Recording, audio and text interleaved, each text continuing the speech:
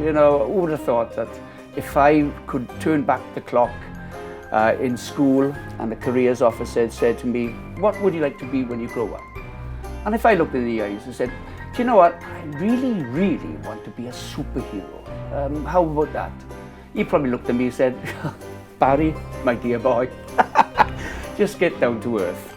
Be a carpenter, be a car mechanic, you know, be an iron worker. Superheroes, don't make me laugh. But if anybody wants to be a superhero, well, you know, there's always a job there for you.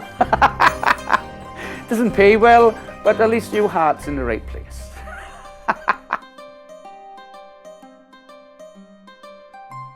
As you're talking to me now, my real name now is Captain Beany. I have been Captain Beany for the best part of 26 years now.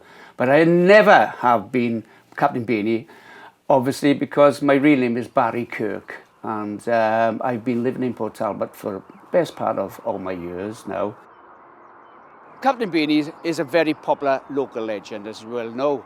And because of the population of Port Talbot, it's a tight-knit community in its own. You know, everybody knows each other, everybody looks out for each other. And over the years, or should I say the decades, the Captain Beany's popularity has expanded. You know, they appreciate the respect that I do for others for charitable purposes, you know, like attending functions and everything. So I'm building a bit of a rapport now, not only for the older generation, but for the younger generation. And that is my legacy.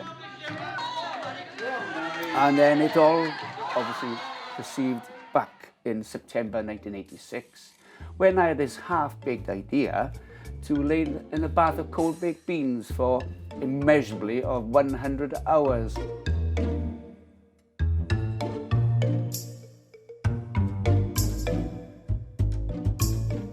So Barry Kirk at the time was laying this cold bath of baked beans exactly where we are now.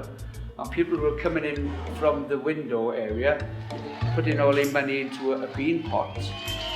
I got out of that bath of beans and I was literally shaking my hands. I was lifted up and these baked beans were still dripping on me. I had to scoop them off, my pants and everything like.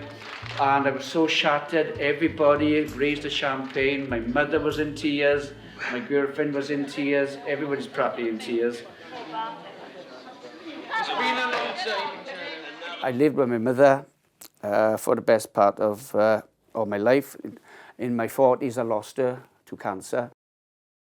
My parents got divorced when I was 14, and my mother never got remarried. And sometimes, you know, I was thinking, you know, in a normal world of things, you know, it would have been nice to be knowing who your father would have been, and perhaps my change of life would have been totally different and drastically changed, you know. But that's life, you know. You don't look back in the past. But I always looked up to my mother as being a father and a mother figure. You know, that bond we had, and I was her number one son. And then, believe it or not, I had the flat, the tenancy in my own name as Captain Beany. And to get me out of depression, anxiety, you know, I was going through, you know, losing a loved one so close to your heart. I thought, well, it's my flat now, let's make the most of it. So I basically started painting the walls in my flat, conveniently orange, of course. And then I was collecting so much of this memorabilia of baked beans. I thought, would it be amazing if I sort of, I don't know, make a bit of a museum out of it, perhaps.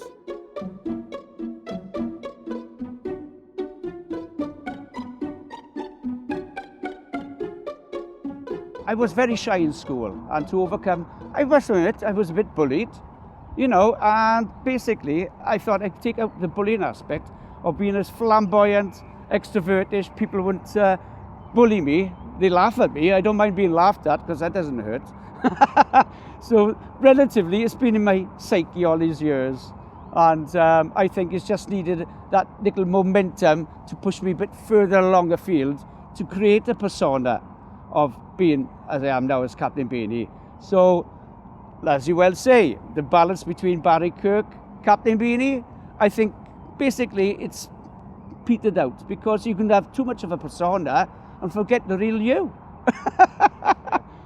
Because of the creativity in my mind, I established this fictional character from another planet, and I believed I did come from another planet, you know? well, yeah, so I had to be brought down back to earth.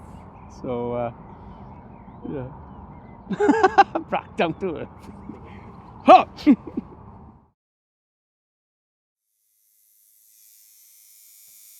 In the year 2014, I had this madcap idea of having my bald head tattooed, and some young girl called Marley Grace Roberts, she was only 4 at the time, and she had cerebral palsy, and they wanted to raise about £40,000 to have an operation in Bristol.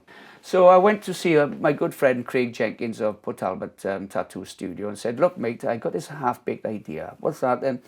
I want 60 baked beans tattooed on my head because I'm 60 years of age. And the idea is that I'm going to ask people to have the initials endorsed on per bean. And he said, you know what you're going to expect now, and you know, with this tattoo. I said, go for it, I don't mind. So he started doing the outline, and he was picking away there, and I think, oh my word, that's going to be a bit painful. And I had the biggest headache going on the second day. It was like, woo, woo, woo. And so he said, you have to come back in the morning again. Do we really? I thought you finished. No, I got to do little highlights on it now. So we finished for best part of 3 days. But I always had this penchant of helping those less fortunate myself. So it's one thing about putting a mask on front of you is that you can be whoever you want to be. Because people said, who is the real Barry Kirk then?